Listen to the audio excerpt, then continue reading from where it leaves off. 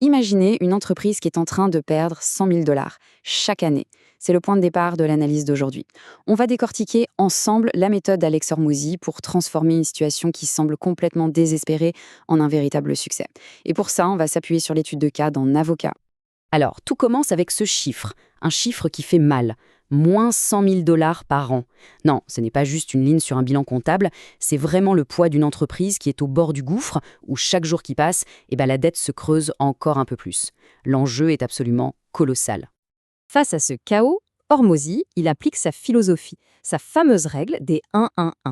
C'est-à-dire un seul produit pour un seul type de client idéal via un seul et unique canal d'acquisition. C'est ce principe qui va servir de guide pour toute la stratégie de redressement. C'est une simplicité radicale, presque contre-intuitive, mais c'est ça qui va permettre de retrouver le chemin de la croissance. Bon, pour bien comprendre cette transformation, on va suivre le raisonnement d'Hormozy étape par étape.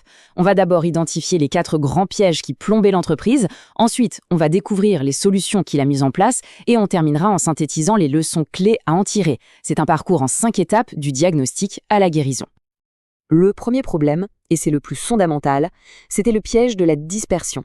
L'entreprise, en fait, essayait d'aider tout le monde. L'intention est peut-être noble, mais en affaires, c'est une stratégie désastreuse.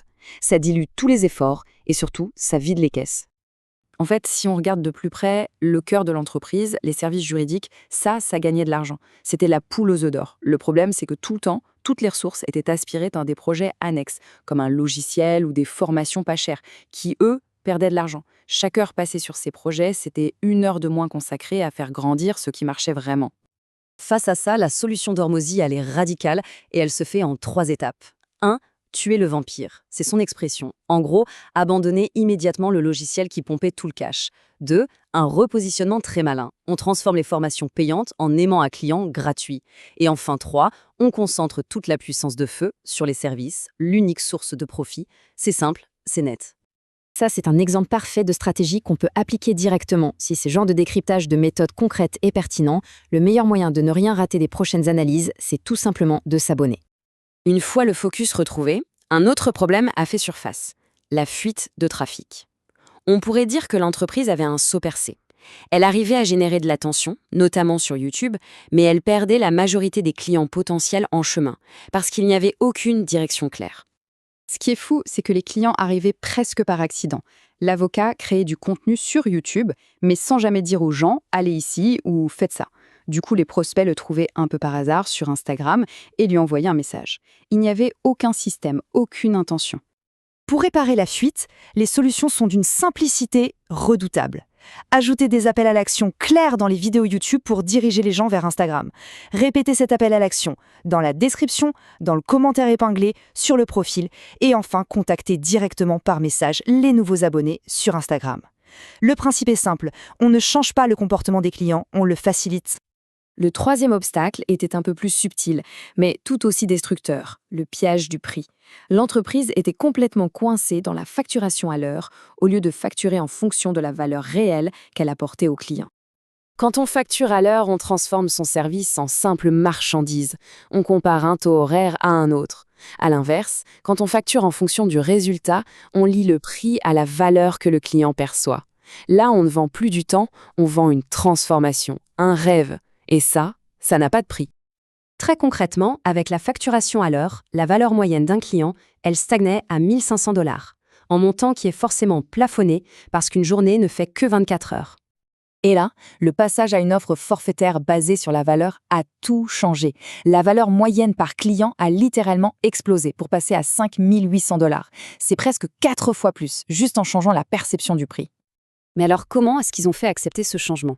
Eh bien, Hormozy a créé une deuxième offre, l'offre B, à 25 000 $ sans commission. Personne n'est censé la prendre. Son seul et unique rôle, c'est de servir d'encre psychologique pour que l'offre A à 5 800 $ paraisse être une affaire incroyable en comparaison. C'est juste brillant.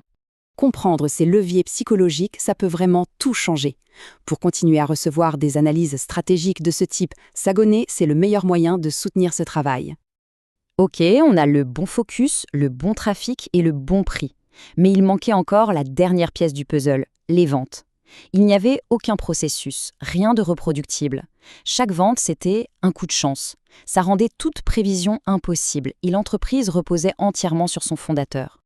Le premier outil qui a été mis en place, c'est une VSL, une lettre de vente vidéo. C'est une présentation très courte qui fait le tri à l'entrée. Son but, c'est de prééduquer et de préqualifier les prospects pour que seuls les plus motivés aillent plus loin.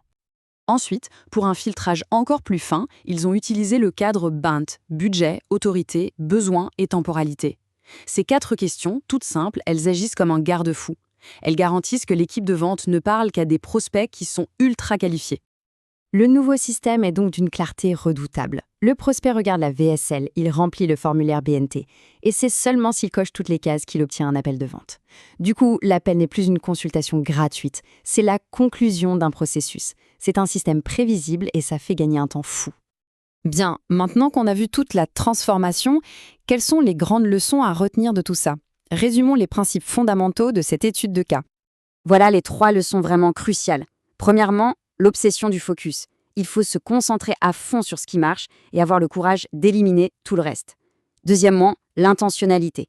Attirer l'attention, ça ne sert à rien si on n'indique pas clairement la prochaine étape.